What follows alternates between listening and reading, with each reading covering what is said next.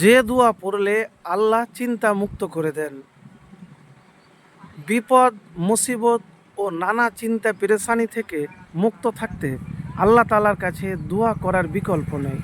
কেননা মহান আল্লাহই মুমিনের একমাত্র আশ্রয়। তার অনুগ্রহেই মানুষ চিন্তা পেরেশানি থেকে মুক্তি পেতে পারেন। প্রিয় নবী সাল্লাল্লাহু আলাইহি সাল্লাম যে কোনো ধরনের চিন্তা উৎকণ্ঠায় আল্লাহর সাহায্য প্রার্থনার ছোট্ট একটি দোয়া নিয়মিত পড়তে বলেছেন। হাসবি আল্লাহু লা ইলাহা ইল্লাহু আলাইহি তাওয়াক্কালতু ওয়া হুয়া রব্বুল আরশিল আজিম। আল্লাহ তাআলাই আমার জন্য যথেষ্ট, তিনি ছাড়া কোনো উপাস্য নেই, তারই ওপর আমি ভরসা করি, তিনি মহা আরশের অধিপতি। হযরত আবু দারদা রাদিয়াল্লাহু তাআলা বর্ণনা করেন, যে ব্যক্তি পেরেশানি উৎকণ্ঠা দুশ্চিন্তায় এই দোয়াটি সকালে সন্ধ্যায় 7 বার পড়বে, ওই ব্যক্তিকে মহান আল্লাহ তাআলা দুনিয়া ও পরকালে সব পেরেশানি থেকে হেফাজত করবেন।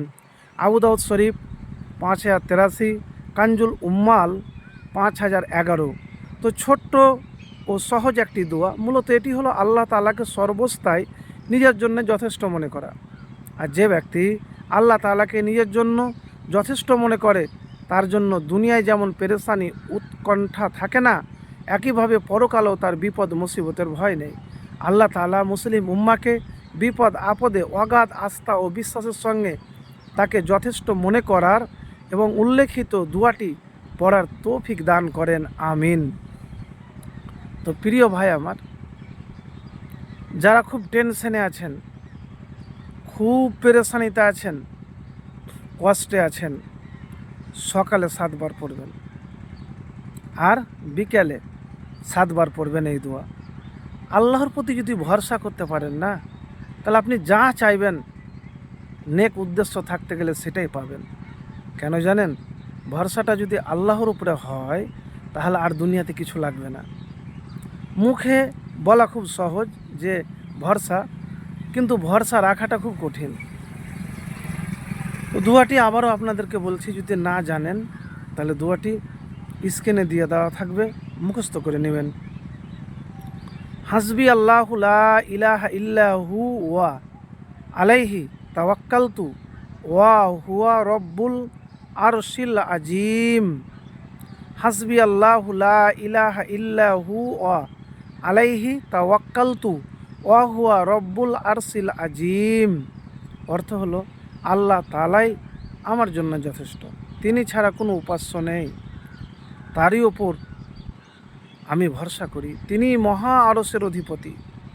তো প্রিয় ভাই, আপনার যদি চলা ফেরা উঠা বসাতে যে কোনো কাজে ভরসাটা যদি আল্লাহর উপরে থাকে, তাহলে আপনার যতই দুশ্চিন্তার মধ্যে পড়েন না কেন, পেরেশানির মধ্যে পড়েন না কেন, সব পেরেশানি সব দুশ্চিন্তা দূর হয়ে যাবে।